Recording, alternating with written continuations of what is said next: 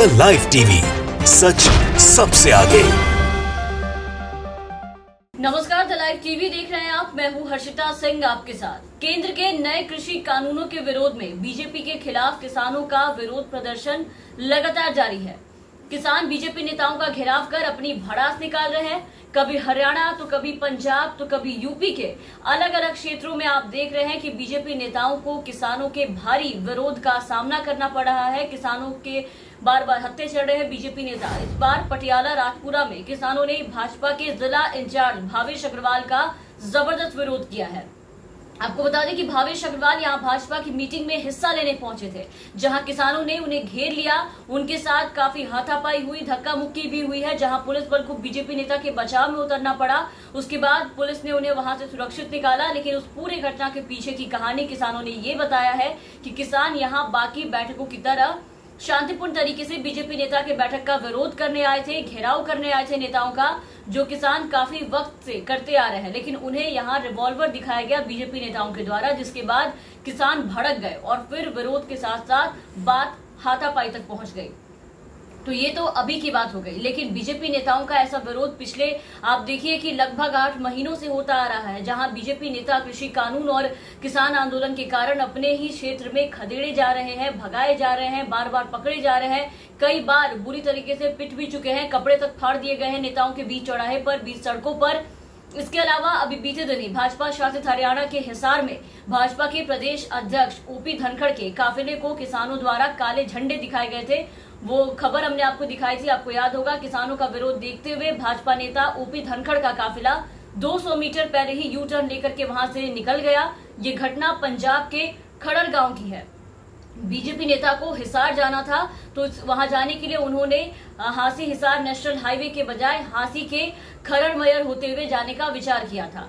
जब इसकी भनक गांव के किसानों को पड़ी तो किसान वहां पर एक बार इकट्ठे हो गए और बस काले झंडे दिखाना शुरू किया, जिसके डर से भाजपा नेता ने अपनी गाड़ी को आगे बढ़ाया ही नहीं, वहीं से यू टर्न लेकर के उन्हें भागना पड़ा। कई जगहों पर तो एंट्री तक बैन कर दी गई है बीजेपी नेताओं की। हरियाणा, पंजाब, उत्तर प्रदेश के अलावा आप देखिए कि उत्तराखंड में इसका असर खास करके उधम सिंह नगर जिले में देखने को मिल रहा है, जहां जिले में किसान कानूनों के खिलाफ हो रहे प्रदर्शनों को लेकर के ये विरोध किया है। वहां पर कृषि कानूनों के विरोध के चलते बीजेपी नेताओं की, उनके कार्यकर्ताओं के, उनके मंत्रियों के जो एंट्री है उसको पूरी तरीके से बैन कर दिए गए हैं।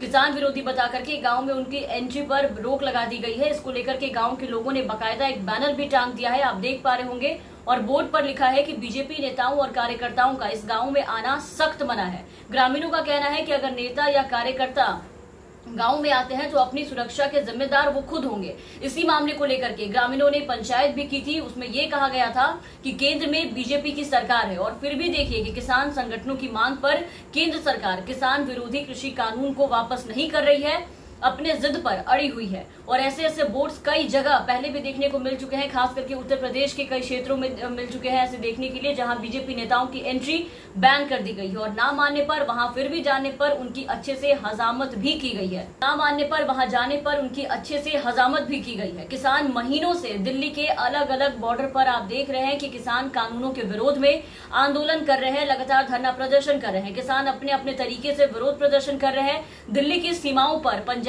हरियाणा और उत्तर प्रदेश के किसानों द्वारा कृषि कानूनों का विरोध आप देखिए कि जोर शोर से चलता आ रहा है काफी महीनों से।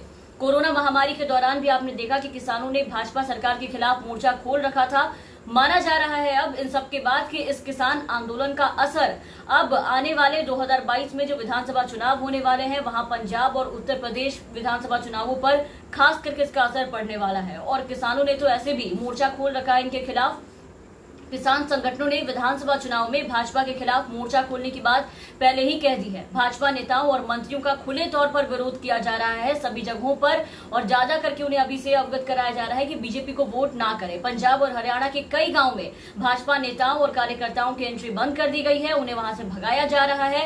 आपने देखा पिछले कई दिनों में कि उनकी बैठकें रद्द करवा दी जा रही है। पिछले 7 महीनों से भी अधिक समय से देश भर से आए किसान केंद्र सरकार द्वारा पारित किए गए तीनों कृषि कानूनों के विरोध में दिल्ली की सीमाओं पर धरना दे रहे हैं। इस आंदोलन का सबसे ज्यादा प्रभाव अगर कहीं पड़ा है तो वो है पंजाब, हरियाणा और यूपी में देखने को मिल रहा है, जहां आए दिन भाजपा नेताओं को किसानों के गुस्से का भारी विरोध का सामना करना पड़ रहा है। आज यहाँ तो कल वहां कहीं ना कहीं से आप देख रहे हैं कि बीजेपी नेताओं के पीटे जा रहे या उनके विरोध की खबरें जो है वो निकल करके सामने आ जा रही है, जहां उन्हें किसानों के भारी गुस्से का सामना करना पड़ रहा है और उल्टे पांव भागना पड़ रहा है। तब भी देखिए कि केंद्र सरकार पे कोई असर होता हुआ नहीं दिख रहा।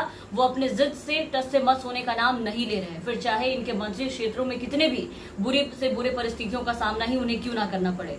तमाम अपडेट्स और तमाम खबरों के लिए आप बने रहे द लाइव टीवी के साथ। चैनल पे नए हैं तो चैनल को सब्सक्राइब करें, साथ ही बेल आइकन दबा दें ताकि हम आपको खबरों से अपडेट रख सकें। धन्यवाद। द लाइव टीवी, सच सबसे आगे।